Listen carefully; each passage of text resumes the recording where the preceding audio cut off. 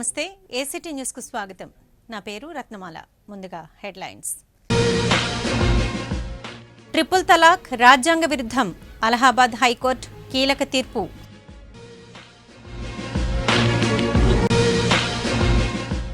Inter 10th పరీక్షల తేదీల ఖరారు, షెడ్యూల్ విడుదల చేసిన మంత్రి గంటా.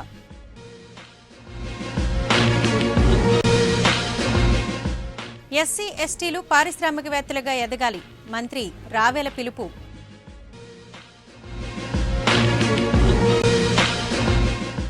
విశాఖపురి మేరీమాత వన్ టౌన్ కొండగుడి పండుగకు పోటెత్తిన భక్తజనం.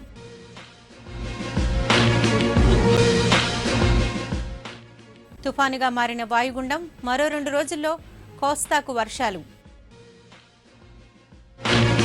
ఇక వార్తల వివరాలు చూద్దాం.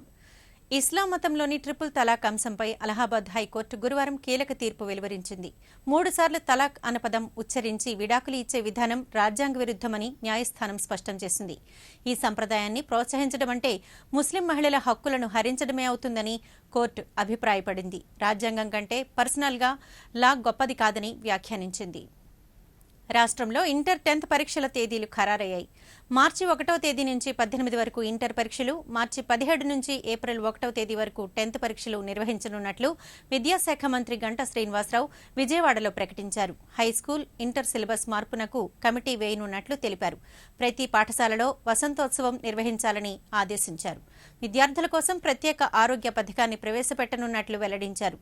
జనవరి 3 సావిత్రిబాయి పూలే జయంతిని మహిళా ఉపాధ్యాయ దినోత్సవంగా నిర్వహిస్తామని చెప్పారు.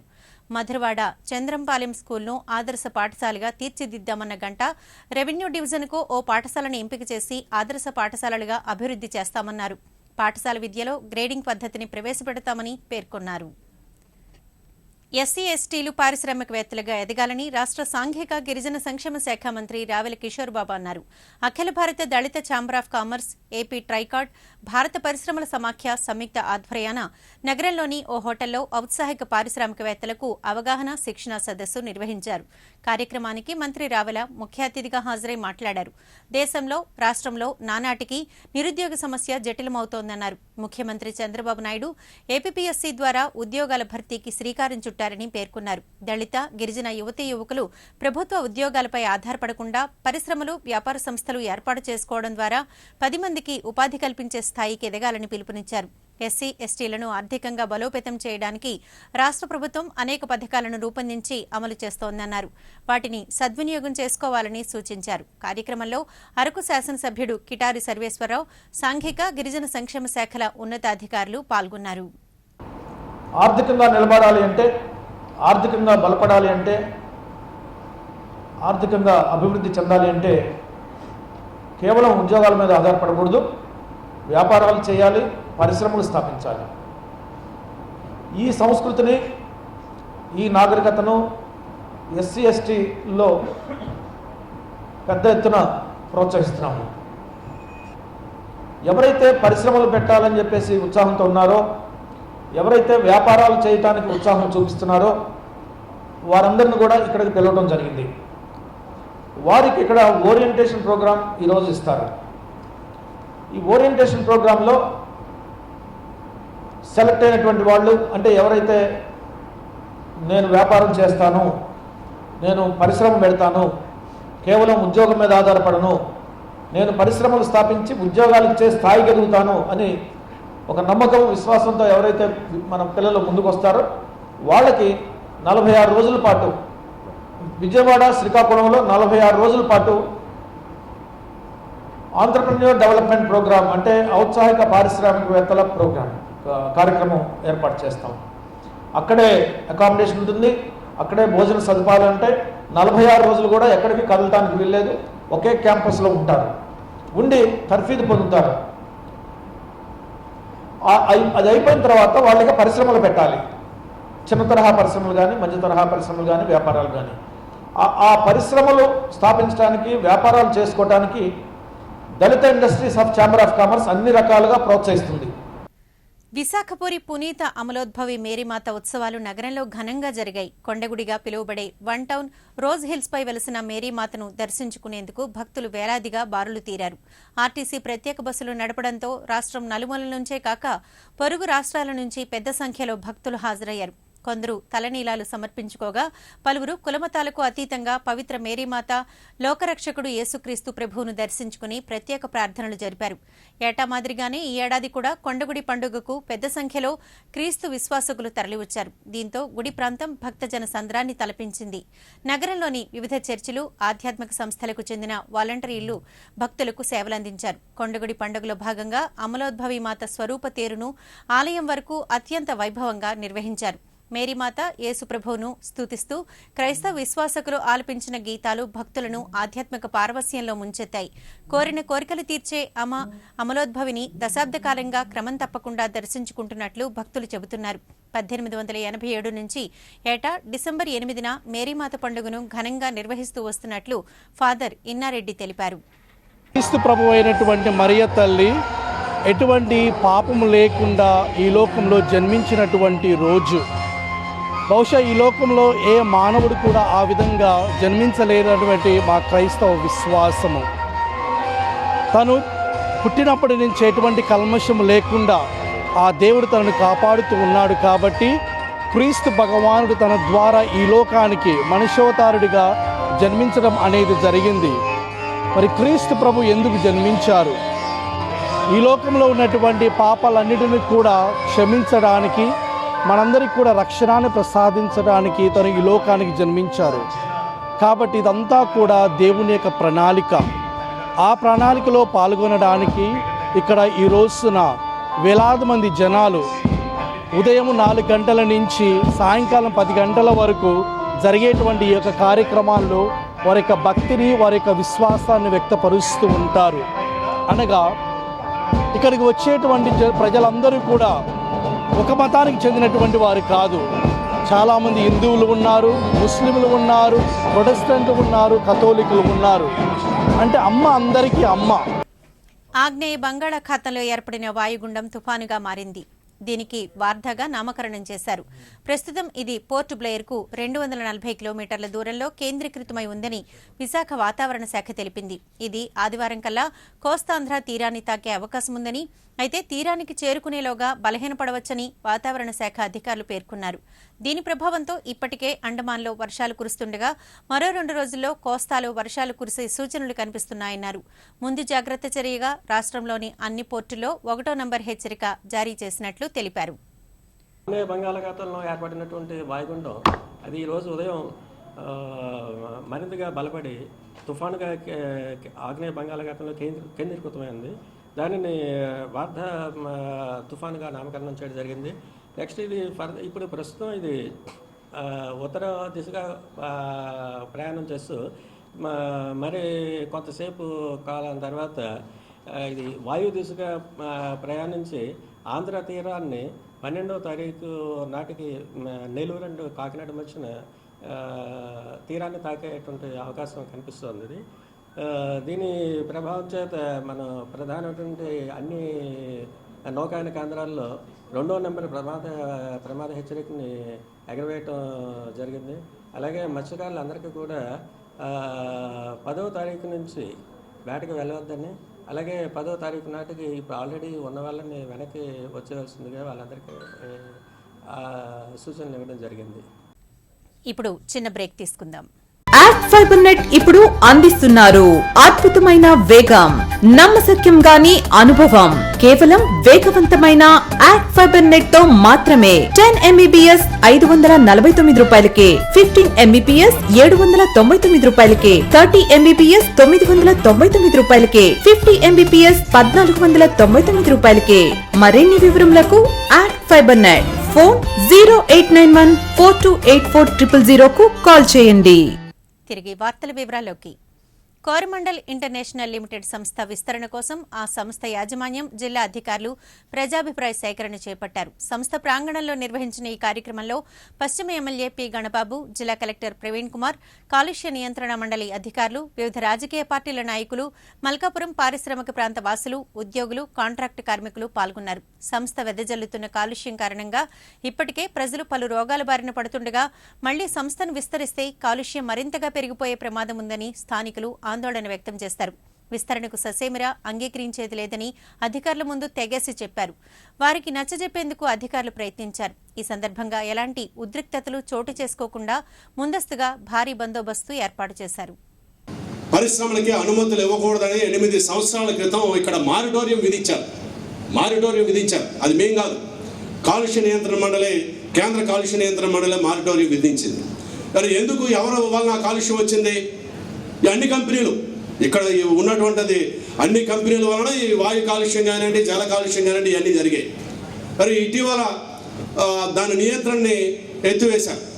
మరి ఏమి బాగుపడిందో మాకైతే అర్థం కాదు. అప్పటికి ఇప్పటికీ ఇంకా ఉన్న పరిస్థితులు బయట మనం చూస్తే భౌతికంగా ఉన్న పరిస్థితులు మరింత దిగజారే తప్ప ఏమాత్రం అభివృద్ధి చెందలేదు. కొత్తగా వ్యాధులు, రోగాలు కూడా వస్తున్నటువంటి పరిస్థితి మనం చూస్తూ ఉన్నాం.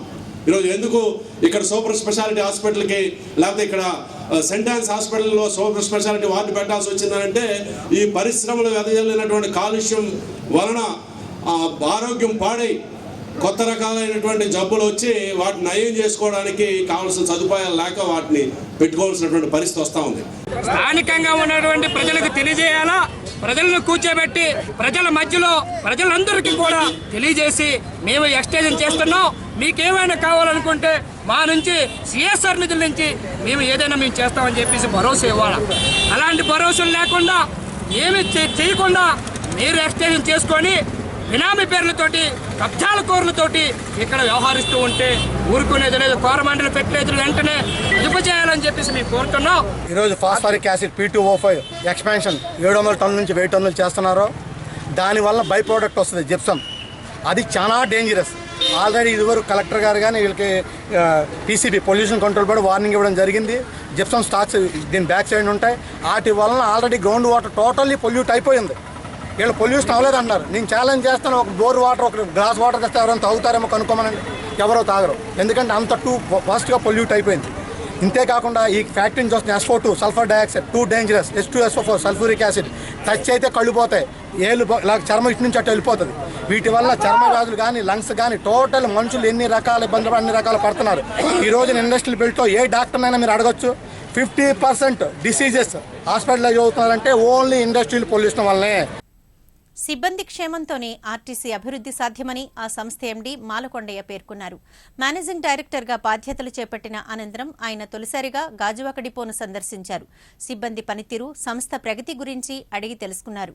ఈ సందర్భంగా ఆయన మాట్లాడుతూ ఆర్టీసీ లాభాల బాటలో పయనించాలంటే సిబ్బంది ఆరోగ్యంగా ఉండాలని అన్నారు.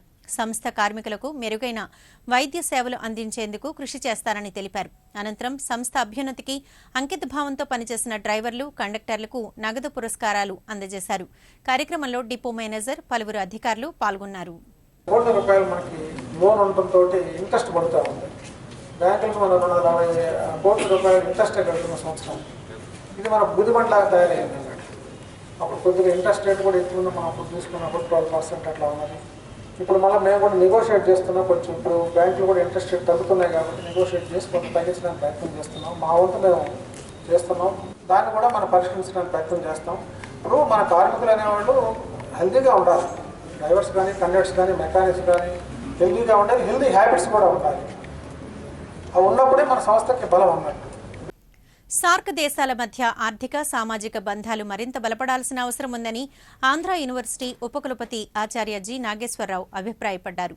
ఏయూలోని షార్ట్ స్టడీస్ సెంటర్ నిర్వహించిన సదస్సులో ఆయన ముఖ్య అతిథిగా పాల్గొని మాట్లాడారు. గత 3 దశాబ్దాల నుంచి సార్క్ దేశాల అభివృద్ధి, ఆర్థిక లావాదేవీలు, సంబంధాలపై ఈ కేంద్రం అధ్యయనం చేస్తోందని పేర్కొన్నారు. కార్యక్రమంలో మాజీ వీసీ రామకృష్ణారావు, ప్రొఫెసర్లు Prasanna Kumar, Chandu Subba Rao, short studies director ఆచార్య ఎం ప్రసాదరావు తదితరులు పాల్గొన్నారు.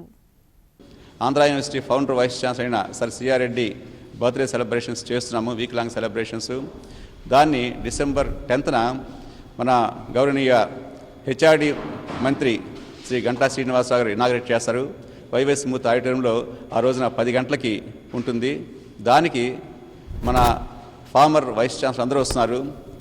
మన ప్రొఫెసర్ రామకృష్ణరావు గారు, ప్రొఫెసర్ కేవీ రమణ గారు, ప్రొఫెసర్ బాలమోహన్ దాస్ గారు, ప్రొఫెసర్ ప్రసన్న కుమార్ గారు, మిగిలిన పెద్దలందరూ వస్తున్నారు. దాంతోపాటుగా అనేక గేమ్స్, లిటరీ కాంపిటీషన్స్ కూడా కండక్ట్ చేస్తున్నాము. డిసెంబర్ 17న ఫైనల్ ఫంక్షన్ ఉంటుంది. ఆ రోజు సాయంత్రం ఫంక్షన్కి మన గౌరవనీయ ముఖ్యమంత్రి శ్రీ చంద్రబాబు నాయుడు గారు ముఖ్య అతిథిగా వస్తున్నారు. దాంతోపాటుగా వెంకయ్య నాయుడు గారు, అనేక మంది పెద్దలు వస్తున్నారు. అలానే మన పూర్వ విద్యార్థులు డిఫరెంట్ కంట్రీస్లో, డిఫరెంట్ ఏరియాస్లో నిష్ణాతులైన వాళ్ళు, మన పూర్వ విద్యార్థులు ఆ రోజు కార్యక్రమానికి వస్తున్నారు. వరల్డ్ బ్యాంక్ చైర్మన్ కూడా వస్తున్నారు, అతను కూడా మన పూర్వ విద్యార్థి. అటువంటి పెద్దలందరూ కూడా వస్తున్నారు. కాబట్టి మీ ద్వారా తెలియజేస్తున్నాను, మన ఆంధ్ర యూనివర్సిటీ అనేక అకాడమిక్ కార్యక్రమాలు చేస్తుంది. వాటిని అందరినీ కూడా గమనించాలని, వాటిలో పార్టిసిపేట్ చేయాలని మీ ద్వారా నేను విజ్ఞప్తి చేస్తున్నాను. కేంద్ర ప్రభుత్వం పెద్ద నోట్లను రద్దు చేసి నెల రోజులు పూర్తయింది. నోట్ల రద్దు సమయంలో తొందరలోనే ఇబ్బందులు తొలగుతాయని ప్రజలకు నచ్చజెప్పిన ప్రభుత్వం 30 రోజులు గడిచినా రోజురోజుకు సమస్య జటిలంగా మారుతోందే తప్ప పరిస్థితిలో ఎలాంటి మార్పు కనిపించడం లేదు. ప్రధానంగా కొత్త 500 రూపాయల నోట్లు అందుబాటులోకి రాకపోవడం, 2000 రూపాయల నోటుకు మార్కెట్లో చిల్లర లభించకపోతుండటంతో ప్రజలు అష్టకష్టాలు పడుతున్నారు. ఏటీఎంల సంగతి సరే సరి, బ్యాంకుల వద్ద ఏర్పాటు చేసిన ఏటీఎంలో సైతం నో క్యాష్ బోర్డులు దర్శనమిస్తున్నాయి. బారులు తీరి చెక్కు ద్వారా నగదు తీసుకోవాల్సిన పరిస్థితి దాపురించింది. అది కూడా వారానికి 10,000 రూపాయలకు మించకుండా బ్యాంకులు ఖాతాదారులకు చెల్లిస్తున్నాయి. ఈ కష్టాలు గట్టెక్కి సాధారణ స్థితికి రావడానికి మరిన్ని రోజుల సమయం పడుతుందోనంటూ బాధితులు నిట్టూరుస్తున్నారు. ప్రజలకు వైద్యాన్ని అందించాల్సిన బాధ్యత ప్రభుత్వాంది. అయితే ఆ బాధ్యత నుంచి చంద్రబాబు ప్రభుత్వం క్రమేణా తప్పుకుంటోందని వైకాపా ఆరోపిస్తోంది. రాజీవ్ ఆరోగ్యశ్రీ పేరు మార్పు, మున్సిపల్ డిస్పెన్సరీల బాధ్యతలను ఓ ప్రైవేట్ ఏజెన్సీకి అప్పగించడం, విమ్స్ ప్రైవేటీకరణ యత్నాలే అందుకు నిదర్శనమని ఆ పార్టీ జిల్లా నాయకుడు కొయ్య ప్రసాద్ రెడ్డి తెలిపారు. వైకాపా కార్యాలయంలో ఆయన మీడియాతో మాట్లాడారు. వైద్యం పట్ల ప్రభుత్వ నిర్లక్ష్య ధోరణిని నిరసిస్తూ శుక్రవారం కలెక్టరేట్ ఎదుట భారీ ధర్నాను నిర్వహిస్తున్నట్లు తెలిపారు. ఈ ధర్నాకు పార్టీ రాష్ట్ర ప్రధాన కార్యదర్శి విజయసాయిరెడ్డి ముఖ్య అతిథిగా హాజరవుతున్నారని చెప్పారు. సమావేశంలో వైకాపా జిల్లా నాయకులు సత్యరామకృష్ణారెడ్డి, కోల గురువులు పాల్గొన్నారు. విధంగా కలెక్టర్ దద్రీల విధంగా పెద్ద ఎత్తున భారీ ధర్నా మరి వైఎస్ఆర్ కాంగ్రెస్ పార్టీ వైఎస్ జగన్మోహన్ రెడ్డి గారి పిలుపు మేరకు భారీ ధర్నా నిర్వహిస్తున్నాం. ఉదయం 10 గంటల నుంచి 1 గంట వరకు జరిగే ధర్నాలో మరి వైఎస్ఆర్ కాంగ్రెస్ పార్టీ కార్యకర్తలు, నాయకులతో పాటు మరి ప్రజానీకం కూడా పెద్ద ఎత్తున పాల్గొంటున్న విషయాన్ని మీ ద్వారా తెలియజేస్తున్నాం. ప్రభుత్వాన్ని నిలదీస్తాం, ప్రభుత్వం చేసే తప్పుల్ని మరి ఇవాళ బహిర్గతపరుస్తాం, ప్రభుత్వానికి మరి సరైన సూచనలు కూడా ఇస్తాం. రేపు కలెక్టర్ గారికి నివేదిక, ఒక రిప్రజెంటేషన్ కూడా ఇవ్వడం జరుగుతూ ఉంది. ఏదైతే రాజశేఖర గారి ప్రభుత్వ హయాంలో ఏదైతే రాజీవ్ ఆరోగ్యశ్రీలో ఉన్నటువంటి జబ్బులతో పాటు రాజీవ్ ఆరోగ్యశ్రీ ఏ విధంగా నిధులు కేటాయించారు, ఏ విధంగా అమలు చేశారు, 108 ఏ విధంగా అమలు చేశారు, 104 వైద్య సేవలు ఏ విధంగా ఆనాడు గ్రామీణ ప్రాంతాల్లో ఉన్నటువంటి ప్రజానీకానికి 104 ఇంటింటికి వెళ్ళి మరి దాదాపు 4 కోట్ల మందికి వైద్య సేవలు అందించారు ఆ రోజు ఉమ్మడి రాష్ట్రంలో. అంటే ఈనాడు 2 కోట్ల మందికి కనీస విభజన ఆంధ్రప్రదేశ్ అందించాల్సినటువంటి వైద్య సేవలు 104 ఎక్కడ కనబట్టలేదు, 108 ఎక్కడ కోత కూసే పరిస్థితి కూడా కనబట్టలేదు. కాబట్టి దీని మీద నిలదీయడానికి పెద్ద ఎత్తున వైఎస్ఆర్ కాంగ్రెస్ పార్టీ నేతృత్వంలో మరి పెద్ద ఎత్తున కార్యక్రమం నిర్వహించబడుతుంది. సింహాచలం అడవివరంలో దేవస్థానానికి చెందిన 15 ఎకరాల విస్తీర్ణంలో నోవా ఎడ్యుకేషనల్ సొసైటీ ఆధ్వర్యాన రాష్ట్రంలోని తొలి ఇంటర్నేషనల్ స్కూల్కు గురువారం భూమి పూజ చేశారు. ఈ సందర్భంగా సొసైటీ డైరెక్టర్ మాధవరావు మీడియాతో మాట్లాడారు. 2018 కల్లా ప్రపంచ స్థాయి ప్రమాణాలతో స్కూల్ నిర్మాణ పనులను పూర్తి చేయిస్తామన్నారు. సుమారు 2000 మంది విద్యార్థులు చదువుకునే విధంగా దీన్ని తీర్చిదిద్దుతామని తెలిపారు. 500 మంది విద్యార్థులకు హాస్టల్ వసతి కూడా కల్పిస్తామని చెప్పారు. నర్సరీ నుంచి ఇంటర్మీడియట్ వరకు దేశంలోని ఏ ప్రాంతం వారైనా ఇక్కడ చదువుకునే సదుపాయం కల్పిస్తామన్నారు. ఆంధ్రప్రదేశ్ గవర్నమెంట్ ప్రైవేట్ పార్ట్నర్షిప్తో స్టార్ట్ అవుతున్న మొదటి ఇంటర్నేషనల్ స్కూల్. ఇదేమన్నా 2 లక్షల పైన స్క్వేర్ ఫీట్ కన్స్ట్రక్ట్ అయిన విశాలమైన స్కూలు, బోర్డింగ్ స్కూల్ అవుతుంది. ఇందులో ఇంటర్నేషనల్ కరికులమ్స్ ఉంటాయి, IBE, IGCSE, CBSE కరికులమ్స్. అంతా ఫ్యాకల్టీ అంతా గ్లోబల్గా తీసుకున్న వాళ్ళు ఉంటారు. ఇది one of the best schools, not only in Andhra but globally well known చేయాలన్న ఉత్సాహంతో మేము అందరం ఇందులో వచ్చాం. స్టడీస్ ఎక్కడి నుంచి ఇది ముందర కిండర్ గార్డెన్ నుంచి స్టార్ట్ అవుతుంది, గ్రేడ్ 12 దాకా వెళ్తుంది.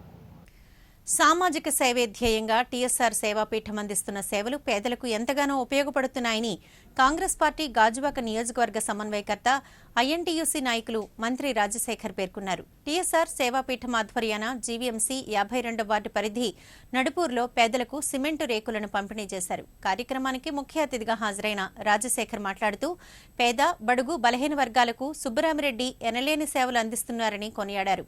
సేవాపీఠం కార్యదర్శి ఎస్కే భాష, మంత్రి శంకర్ నారాయణ, గంట్యాడు గురుమూర్తి, మంత్రి మూర్తి, జర్రిపోతుల ముత్యాలు, ఈటి శ్రీరాములు తదితరులు పాల్గొన్నారు. రాజ్యసభ సభ్యుడిగా ఉండవచ్చు, లేదా తను వ్యక్తిగతంగా వ్యాపారం చేసుకోవచ్చు, కానీ ప్రజల సంక్షేమం ధ్యేయంగా పరమావధిగా భావించి ప్రజలకు ఏదో చేయూతనివ్వాలనే ఉద్దేశంతోనే ఆనాడు తుఫాను వచ్చినప్పుడు, ఉదూ తుఫాను వచ్చినప్పుడు కూడా కొంత సహకారం అందించారు. ఈరోజు మళ్ళా కొన్ని ఇంకా నిర్మాణం కాలేదు, ప్రభుత్వం నుంచి కూడా సహాయం రాలేదు. కాబట్టి ఎవరైతే పేదవాళ్ళు ఉన్నారో, ఎవరైతే రేకులు వేసుకొని కమ్మలు వేసుకున్నారో అట్లాంటి వాళ్ళు కూడా రేకులు ఇచ్చే కార్యక్రమం పెట్టాలని చెప్పే ఉద్దేశంతో మరి ప్రభుత్వాన్ని మరి కొంత అందరినీ ఒప్పించి ఈ యొక్క రేకులు అనే కార్యక్రమాన్ని ఇచ్చే పరిస్థితి తీసుకురావడం జరిగింది. ఇంతేకాకుండా ఆయన ఎప్పుడూ కూడా పేద ప్రజలు ఎవరైతే ఉన్నారో అందరూ కూడా మెరుగైన వైద్య సదుపాయం అందించాలని చేసి అనేక మెడికల్ క్యాంపులు పెట్టడమే కాకుండా చాలామందికి ఆపరేషన్ చేయించి అద్దాలు ఇచ్చే కార్యక్రమం కానివ్వండి. అధికారం కోసం ఎన్నికల ముందు కాపులకిచ్చిన హామీలను నెరవేర్చడంలో తెలుగుదేశం ప్రభుత్వం విఫలమైందని కాపు ఉద్యమ నేత ముద్రగడ పద్మనాభం విమర్శించారు. గాజువాక శివాజీనగర్లో ఓ ప్రైవేట్ కార్యక్రమానికి హాజరైన ఆయన మీడియాతో మాట్లాడారు. కాపులను బీసీలో చేర్చకుండా రాష్ట్ర ముఖ్యమంత్రి చంద్రబాబు నాయుడు కాపు జాతిని మోసగించారని మండిపడ్డారు. భవిష్యత్ కార్యాచరణపై జేఏసీలతో చర్చించనున్నట్లు తెలిపారు. ఈ నెల 18న గిన్ని గరిటెలతో నిరసన కార్యక్రమం చేపట్టనున్నట్లు వెల్లడించారు. అరెస్టులతో ఉద్యమాన్ని ఆపలేరని ఉద్ఘాటించారు. కార్యక్రమంలో కాపు నేతలు పివి సురేష్, బల్లిరెడ్డి అప్పారావు తదితరులు పాల్గొన్నారు. మేము ఒత్తిడి చేసిన వల్ల కమిషన్ జిల్లా పర్యటన చేయించడం, ఒత్తిడి తగ్గితే మానేయటం జరుగుతూ ఉంది. ఇచ్చిన వాగ్దానాన్ని తొంగలు దొక్కాలని ఆలోచన చేస్తూ ఉన్నారు. ఇది మా జాతి చేసుకున్న పాపమో లేక దురదృష్టం అనుకుంటా ఉన్నాను. అయినా సరే వారు పెడచెవులు పెట్టినా, తుమ్మలో తొక్కాలని ప్రయత్నం చేసినా ఈ ఉద్యమం మాత్రం ఆపడం జరగదు. నిరసన కార్యక్రమాలు ఈ మధ్య ప్రకటన చేయడం జరిగింది. ఈ నెల 18వ తారీఖున నోటికి నల్ల రిబ్బన్ కట్టుకుని పళ్ళెంపై గడితో కట్టే కార్యక్రమం చేయాలని నిర్ణయం చేయడం జరిగింది మా పెద్దలు. 30వ తారీఖున ప్రతి శాసనసభ్యులు అలాగే పార్లమెంట్ సభ్యులకి వినతి పత్రం ఇవ్వాలని కార్యక్రమాలు డిసెంబర్, జనవరి నెలలో పూర్తి చేయాలని, తదుపరి కార్యక్రమాలు మళ్ళా జేఏసీ పెద్దలు కూర్చుని నిర్ణయం చేసుకుని జరుగుతుంది. సింహద్రప్పనను ప్రముఖులు దర్శించుకున్నారు. కర్ణాటక రాష్ట్ర కమిషనర్ల బృందం 5 రోజుల జిల్లా పర్యటనలో భాగంగా ముందుగా సింహాచలేశుడిని దర్శించుకుని ప్రత్యేక పూజలు చేశారు. స్వచ్ఛ సర్వేక్షణలో భాగంగా నగరంలో స్వచ్ఛ భారత్ అమలు తీరును 40 మంది సభ్యులతో కూడిన కమిషనర్ల బృందం పరిశీలించనుంది. నివేదికను కేంద్ర ప్రభుత్వానికి సమర్పిస్తారు. నగరంలో పారిశుద్ధ్యం, వీధి దీపాలు, రోడ్ల నిర్వహణ బాగుందని ఈ సందర్భంగా కమిషనర్ల బృంద ప్రతినిధులు పేర్కొన్నారు. అలాగే రాష్ట్ర సమాచార శాఖ కమిషనర్ ఎం విజయ నిర్మల సింహద్రప్పన్నను దర్శించారు. అంతరాలయంలో ప్రత్యేక పూజలు నిర్వహించారు. ఆమెకు ఆలయ అధికారులు పూర్ణ కుంభంతో స్వాగతం పలికారు. అర్చకులు కమిషనర్ దంపతులను ఆశీర్వదించి తీర్థ ప్రసాదాలు అందజేశారు. ఈ సందర్భంగా విజయ నిర్మల మీడియాతో మాట్లాడారు. సమాచార హక్కు చట్టం పట్ల ప్రజల్లో మరింత అవగాహన పెంపొందించడానికి రాష్ట్ర వ్యాప్తంగా సదస్సులు ఏర్పాటు చేస్తామన్నారు. రాష్ట్రంలో ఏ శాఖకు సంబంధించిన సమాచారాన్నైనా తమ శాఖను సంప్రదించి పొందొచ్చని చెప్పారు. హక్కు చట్టం వల్ల ట్రాన్స్పరెన్సీ చాలా పెరుగుద్ది. ప్రజలకి పబ్లిక్ అథారిటీలో ఏమేం జరుగుతుందో తెలియాల్సిన అవసరం చాలా ఉంది. బికాస్ పబ్లిక్ అథారిటీ పబ్లిక్ తీసుకువచ్చిన అథారిటీ అనమాట. వాళ్ళ కోసం, ప్రజల కోసం అయిన యంత్రాంగం కనుక ప్రజల కోసం పనిచేస్తున్న వాళ్ళందరికీ కూడా తెలియాల్సిన అవసరం ఏం జరుగుతుంది. ఆర్టీఏ వల్ల ఈరోజు ట్రాన్స్పరెన్సీ చాలా వచ్చింది. కాకపోతే ఇంకొంచెం ముందుకు వెళ్ళాలి అంటే ప్రభుత్వం కూడా దీన్ని ముందుకు తీసుకెళ్ళి ప్రజల్లోకి తీసుకెళ్ళడం చాలా అవసరం. మేము కూడా ఏం చేస్తున్నాం అంటే కాలేజెస్లో, తర్వాత మిగతా ఈ సంఘాలు వాళ్ళందరూ కూడా అడిగినప్పుడు మేము అవేర్నెస్ క్యాంప్ పెట్టి వాళ్ళందరికీ ఆర్టీఏ మేము చెప్తున్నాం. మీరు కూడా ఆ విధంగా ముందుకు తీసుకొస్తే ప్రెస్ వాళ్ళు కూడా ప్రజలకి తెలిసి చాలా లాభం అవుతుందని అనుకుంటున్నాను. విశాఖపట్నంలో ఎలా వాళ్ళు స్వచ్ఛ భారత్ ఏమి ఉండే ఇనిషియేటివ్ తీసుకున్నారు, ఏమేమి ప్రోగ్రామ్స్ తీసుకున్నారు, దాని గురించి మనము స్టడీ చేసేదానికి స్టడీ టూర్ వచ్చాము. రోడ్స్ ఎలా మెయింటైన్ చేస్తున్నారు, శానిటేషన్ ఎలాగ మెయింటైన్ చేస్తున్నారు, సాలిడ్ వేస్ట్ మేనేజ్మెంట్ని ఎలా వాళ్ళు మెయింటైన్ చేస్తున్నారు, స్ట్రీట్ లైట్స్ని, బీచ్ని ఎలా వాళ్ళు డెవలప్మెంట్ చేస్తున్నారు, పార్క్స్ ఎలా డెవలప్మెంట్ చేస్తున్నారు, మనము ఏం చేయాలి, మనము ఇది ఎట్లా ఇంప్లిమెంట్ చేయాలి అనేది మనము స్టడీ చేస్తున్నాము. ఉత్తరాంధ్ర భక్తుల ఇలవేల్పు కోరిన కోరికలు తీర్చే కల్పవల్లి బురుజుపేటలో వేంచేసి ఉన్న శ్రీ కనకమహాలక్ష్మి అమ్మవారికి మార్గశిర మాసం 2వ గురువారాన్ని పురస్కరించుకుని భక్తులు విశేష పూజలు నిర్వహించారు. నగరం నలుమూలల నుంచే కాకుండా సుదూర ప్రాంతాల నుంచి వచ్చిన భక్తులు అమ్మవారికి కుంకుమ పూజలు, విశేష అభిషేకాలు జరిపారు. 2వ గురువారం పూజల సందర్భంగా అమ్మవారి ఆలయానికి భక్తుల రద్దీ ఎక్కువగా ఉండడంతో ట్రాఫిక్ను మళ్లించారు. భక్తుల సౌకర్యార్థం మధురవాడ, సింహాచలం రూట్లలో 2 బస్సులను ఉచితంగా నడిపారు. సాధారణ దర్శనాలతో పాటు 20, 50, 100, 200 రూపాయల టికెట్లపై అమ్మవారి దర్శనానికి వెళ్లే భక్తుల క్యూలైన్లు చాలా రద్దీగా కనిపించాయి. భక్తులకు మజ్జిగ, మంచినీళ్ల ప్యాకెట్లను అందజేశారు. భక్తుల రద్దీ దృష్ట్యా ప్రత్యేక ఏర్పాట్లు చేసినట్లు ఆలయ కార్యనిర్వహణాధికారి జ్యోతి మాధవి తెలిపారు. సింహాచలేసుని చందన దీక్ష భక్తులు మార్గశిర మాసం 2వ గురువారం సందర్భంగా స్వామివారికి, అమ్మవార్లకు సామూహిక కుంకుమ పూజలు నిర్వహించారు. దేవస్థానం అధికారులు ఏర్పాటు చేసిన చందన పెరుమాళ్లు పీఠంలో ఈ విశేష పూజా కార్యక్రమాలు జరిగాయి. పూజల్లో పాల్గొన్న భక్తులకు దేవస్థానం ఉచిత పూజా సామగ్రి అందజేసింది. ప్రతి గురువారం ఈ విశేష పూజలు నిర్వహిస్తామని చందనమాల దీక్షాపరులు తెలిపారు. చిన్నముషిడివాడ గాంధీనగర్లో అయ్యప్ప స్వామి భక్తులకు స్థానిక రమణస్వామి 41 రోజుల పాటు అన్న సమారాధన నిర్వహించారు. ఈ సందర్భంగా అయ్యప్ప భక్తుడు వెంకట్రావు మాట్లాడుతూ రమణస్వామి గత 5 ఏళ్ల నుంచి ఏటా స్వాములకు అన్న సమారాధన ఏర్పాటు చేస్తున్నారని పేర్కొన్నారు. అయ్యప్ప భక్తులతో పరిసర ప్రాంతాల వాసులు కూడా ఈ అన్నప్రసాదాన్ని స్వీకరించి తరిస్తున్నారని చెప్పారు. అలాగే జనవరి 26 వరకు ప్రతి బుధవారం స్వాములకు అన్న సమారాధన ఏర్పాటు చేశామన్నారు. ఈ కార్యక్రమానికి స్థానికులు అన్ని విధాల సహాయ సహకారాలు అందిస్తున్నారని తెలిపారు. గాంధీనగర్లోని మన రమణ గారి ఆధ్వర్యంలో గత 5 సంవత్సరాల నుంచి కూడా చక్కనైనటువంటి కార్యక్రమాలు చేస్తూ నిత్యం కూడా అన్నదానం అది కార్యక్రమం పెడుతూ నేను ధన్యవాదాలు చెందుతున్నటువంటి స్వామివారి దీన్ని ధన్యవాదాలు చెందుతూ మంచి ఆధ్యాత్మికమైనటువంటి సేవా దీంట్లో నేను నడిపిస్తున్నటువంటి దీన్ని తీసుకున్నారు. మంచి అందరూ చుట్టుపక్కల కూడా అందరూ కూడా సహాయ సహకారాలు అందించి ఆయన ఇంకా దీన్ని బాగా డెవలప్ చేసి మంచిగా దీన్ని ఇంకా ముందుకు తీసుకెళ్ళినటువంటి ఆదాయంతో ఆయన మంచి ఆశయంతో ఉన్నారు. తప్పకుండా అందరూ కూడా సహకరించి ఆయన మనం ముందు నడిపిస్తే మంచి కార్యక్రమం చేశాను. వార్తలు ముగించే ముందు హెడ్లైన్స్ మరోసారి. ట్రిపుల్ తలాక్ రాజ్యాంగ విరుద్ధం, అలహాబాద్ హైకోర్టు కీలక తీర్పు.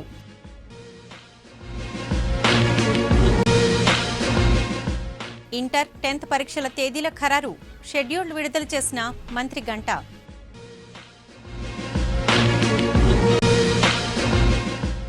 ఎస్సీ ఎస్టీలు పారిశ్రామికవేత్తలుగా ఎదగాలి, మంత్రి రావేల పిలుపు.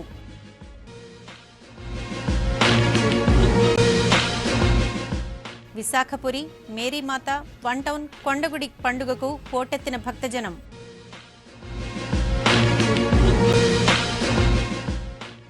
తుఫానుగా మారిన వాయుగుండం, మరో 2 రోజుల్లో కోస్తాకు వర్షాలు. వార్తలు ఇంతటితో సమాప్తం. నమస్కారం.